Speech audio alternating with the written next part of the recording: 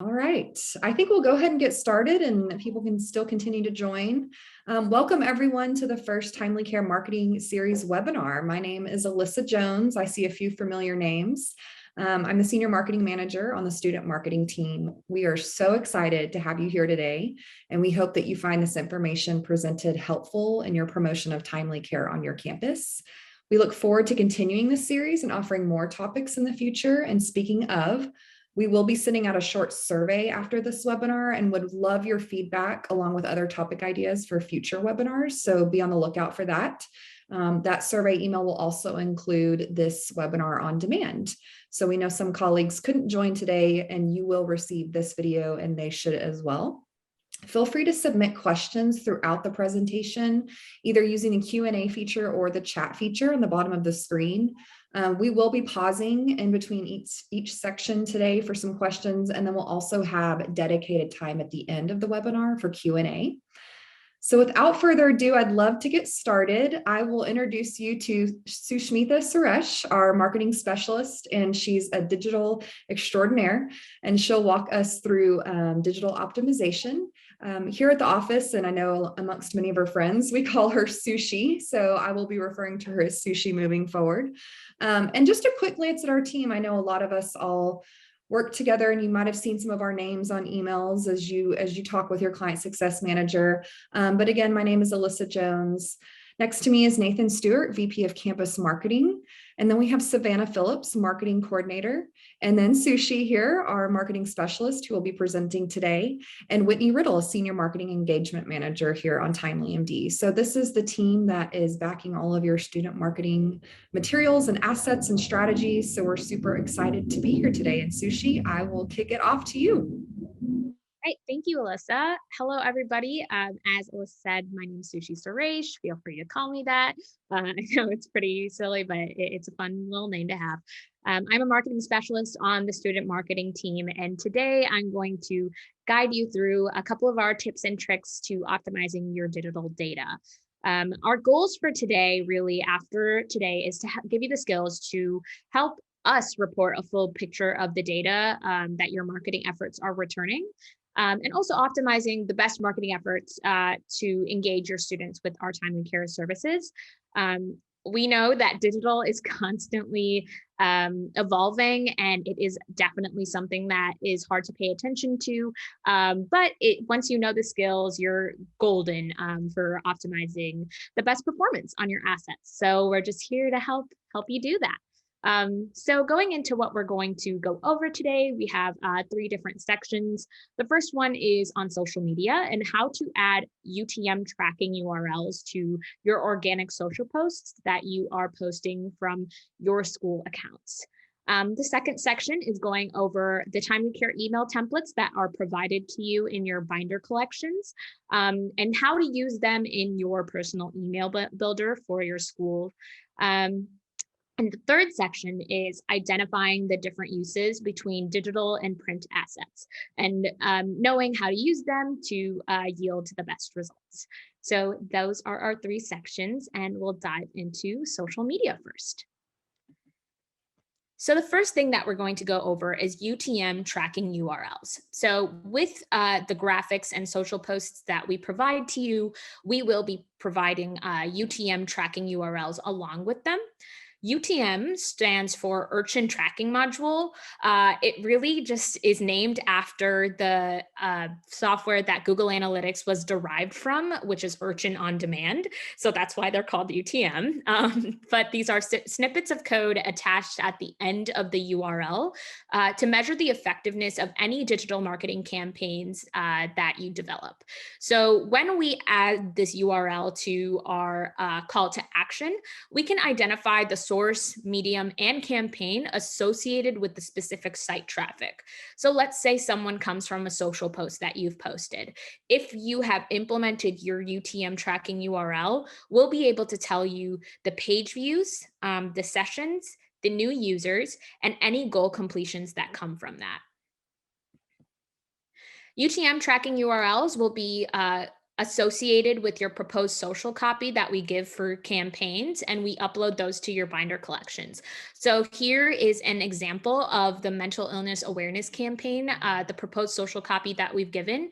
And we, at the top of the page, we give instructions on how to use these UTM codes. UTM codes differ based on the social media platform that you are posting on. So the way that you implement them will differ based on the platform. So the first two platforms that we are going to go over is Instagram and TikTok. This method also works for Twitter, but on Twitter, you'll be able to also implement the link right into your post, which I recommend more, but this is also another thing that you can do. But definitely for Instagram and TikTok, when you want your student to take an action from a social post, you need to include a link in bio. The way that you'll do this is that you'll go to your Instagram profile, you'll press edit profile, and in the website section of your profile, you'll put this UTM code so that when people go to your profile from a specific post, they'll just click this link and be directed to the landing page, and we'll know that they come from that specific social post. If you have multiple links you want to direct your students to and you don't want to keep changing your link in bio, you can actually create one link that will direct to the multiple links. Everyone is using Linktree now. So Linktree is a new website that you can create an account for, and you can connect your students to all of your content through just one link. So as you can see here, TimelyCare actually has a Linktree, and it has all of our links in one place. So all we have is that Linktree URL in our bio, and we have our TikTok, Twitter, and TimelyCare website, and we're able to rename these long URLs into just one title. So you can set up a Linktree by creating an account at linktr.ee, and there are multiple templates you can choose from. It really depends on what color scheme you're really going for. So of course we went for the TimelyCare blue here, and we included links and had them have specific titles. So as you can see, we have these long URLs, and here we have a UTM code, and the TimelyCare website is the title. So we said register for yoga and meditation sessions here. So the call to action is really clear to the students where they need to go. So that is Instagram and TikTok. Moving to Twitter and Facebook. Twitter and Facebook, you can actually input a link straight into your post. You could put the UTM tracking URL in, but it looks really long. And as we know in social media, the whole thing is aesthetic and being clean now. So we want to make sure that we're going with the trends and not putting long URLs.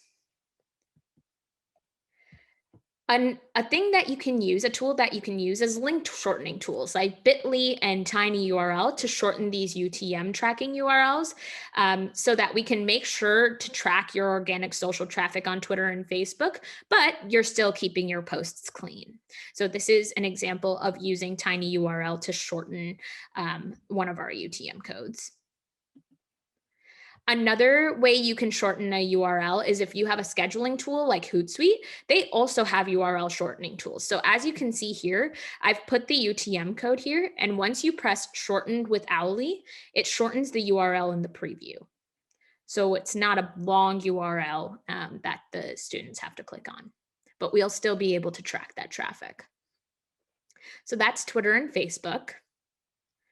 Going on, if you want to track your own website traffic and you have Google Analytics, scheduling tools like Hootsuite also have UTM builders. You can use the campaign URL builder that Google Analytics already has set up, but you can actually do it within scheduling tools like Hootsuite. So if you're ever looking to track your own website traffic, you can do this on your own and just kind of set the main things that you'd want to set is your source, your medium, and your campaign tag.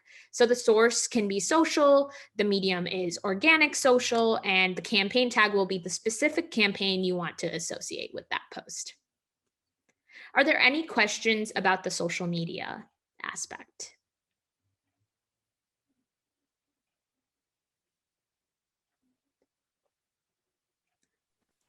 I think we're good to move on to the next section. Great. All right. Basically, all that you want to know about posting organic social is that we can tell you about the engagement and the goal completions. Just to explain what goal completions, I'll continue to use that term. Goal completions are the things that we have set on our landing pages to be the goal of sending the campaigns out. So a sign in is a goal. The get the app buttons are a goal. App store buttons are goals. Sessions buttons are goals. So we can tell you, hey, your students came to the landing page from your social post and they completed the sign-in goal. So that will help us understand the journey of registrations and utilization. So that's the big point of that. Going on to email templates. So TimelyCare, we will provide you with email templates from time to time based on campaign or launch or migration, as you've seen recently. And we just want to make sure that you're using email templates correctly so that we can continue to track the traffic that comes from it. So the first thing is that you'll open your binder collection and download the email template. Here you'll see that I'm actually only downloading the original. With email templates, you really only need the document, so you don't need to download all the files that Binder will offer you. They'll often offer the PDF and the web link and all that kind of stuff. So I often only download the original, so you can do that here if you scroll down. So this is a TimelyCare email template that we've put in your Binder collection. So you'll go ahead and download your email template. Then you'll go to the document and copy the email template exactly. So just how I'm highlighting here and pressing copy.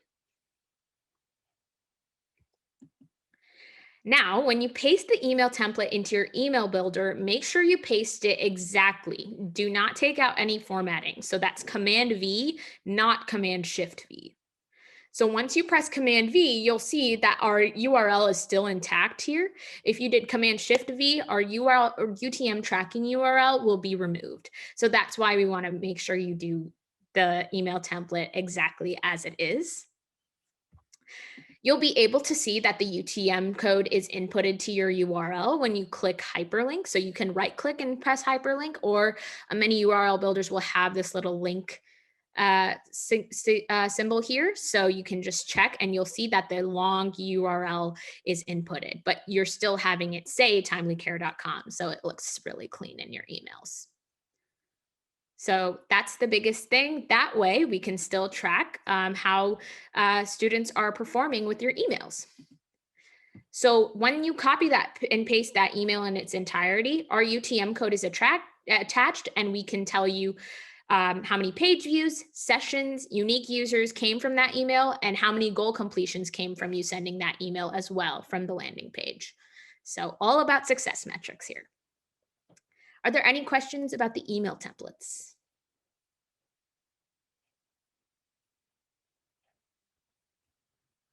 We did get a quick question about binder link, and just as a reminder, everyone should have a custom binder link, which is your digital asset manager, and that's specific to your school. So if you do have a question or are wondering where yours is exactly, feel free to send that in the chat quickly or direct message me, and I'll be happy to make a list and be sure that you have that custom link right after this webinar.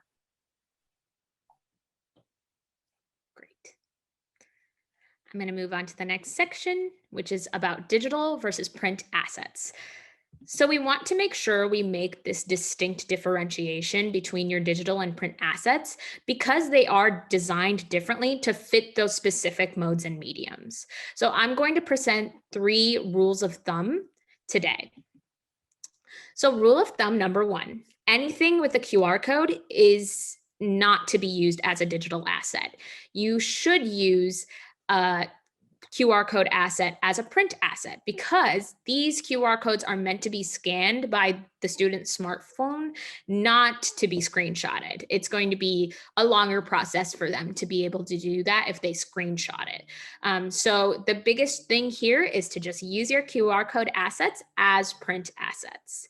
As you know, COVID has really upped the activity of QR codes. We're definitely trying to be contactless in this day and age. So this is just the best way to use print assets now. Rule of thumb number 2 is to make sure that you use only the social media assets that are labeled as social posts. So if you're ever posting assets on social media, make sure they are the social posts.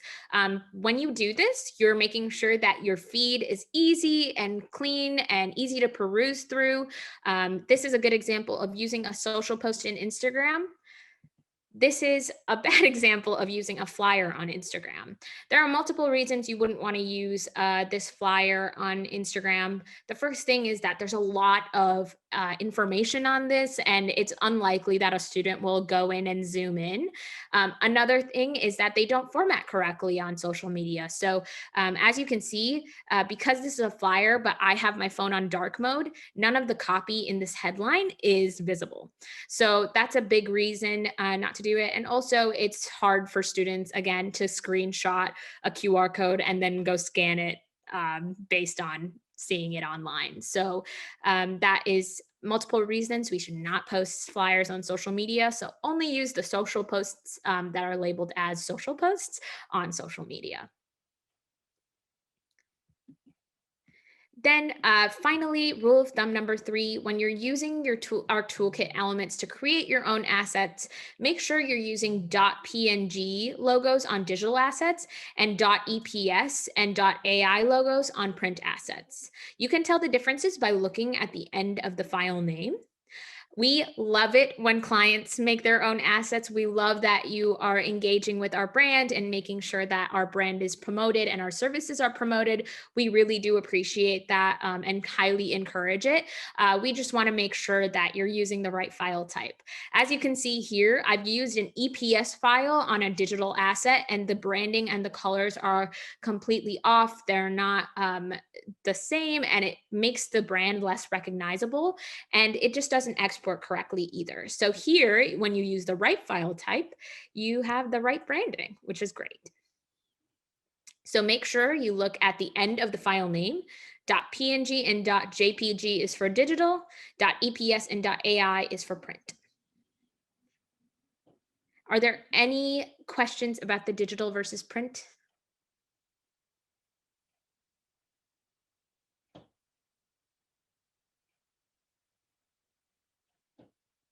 All right. So going over what we had today, our goals is to make sure that we can report a full picture of the data that your marketing efforts are returning. So when you attach these UTM tracking URLs, we'll be able to report back that these social posts did really well with your students, or this flyer is doing really well, or all your print assets are doing really well in the places that you've put them. So it just helps us inform the best way to reach your students. And it's also the best way of knowing how to optimize the best marketing efforts to engage your students with our services. So that was the goal for today. Moving on to what's new. In your binder collections, you have Mental Illness Awareness Month social posts and midterm stress social posts. We know it's a difficult time for the students. So there's some stuff about test anxiety, and also being able to just give them some words of encouragement while they're in midterms. We know it's a really tough time for students at the moment. We also have daily group yoga and meditation sessions that are live on our landing pages now. They're daily. They're really wonderful. We have some world-class instructors. They're really awesome. We're also in the process of creating on-demand sessions so that your students can access it anytime, like our TimelyCare services. So that is coming up. So definitely keep a lookout on that. And third, we have a TimelyCare session discussion surrounding healthy relationships and navigating challenging relationships on November 12th. So you will be getting assets to promote this discussion to your students in your binder collections within the next 2 weeks. So definitely look out for that. So overall, with the webinar, are there any other questions that we can answer? Yeah, and feel free to drop your questions in the chat feature or the Q&A feature. Sushi, I did get a few questions submitted directly to me. And then really quick, just want to remind everyone that may have joined in between or after we've started, we will be sending out this recording on demand. So you will receive that, and you can also share with colleagues. The first one I got was, how do I know if the URL tracking link is being inputted? So that is a great question. You'll see that I'm going to go back to one of our URLs here. So as you can see here, it says the entire link. And once it starts to say UTM source, UTM medium, UTM campaign, that's when you know that URL is being inputted. If you see that long URL with all of the UTM fields being included, that's when you know that URL is being included. Thank you so much. And then I think you mentioned this earlier, but just to reiterate, how do we know that the codes are working? So you'll know that the codes are working when we get the data on it. So if we see that social posts are coming in from a specific client, we'll start to include that and let the client success managers know about that in their monthly reports. So you'll be able to see your performance. If for whatever reason you're not seeing that asset data in those monthly reports, that means that the URL, the UTM code isn't working and we're not getting that data on our end. So perfect. How will we know when new assets are added to our binder collection? And I can, if you want to answer that quickly, and I can also add an answer as well. Yeah, I mean, a great rule of thumb is to continue to check those whenever you're looking to look to post things. Your client success managers often will update you with that, but Alyssa, I'm pretty sure you have some news on that front. Yeah, absolutely. So you actually got this webinar invitation from one of our very first email newsletters out to clients specifically. So what we'll try to do moving forward, what we will do moving forward is notify you when there are new collections being added into binders. So maybe it's May Mental Health Awareness Month or finals posts. So anytime like that, we have some new additions into binder, you'll hear about it there, especially group sessions or anything new that's coming in. So that will be coming through your new email newsletter, which we're really excited about. Any other questions?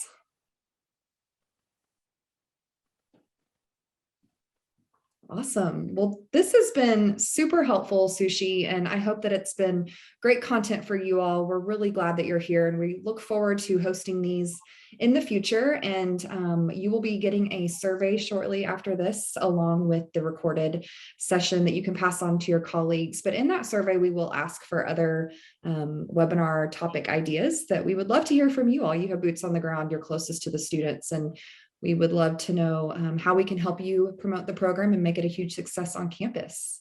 So I think with that, we will close it out for today, give you some time back in your day, be on the lookout for this recording, and thank you again for joining. Thank you, everybody.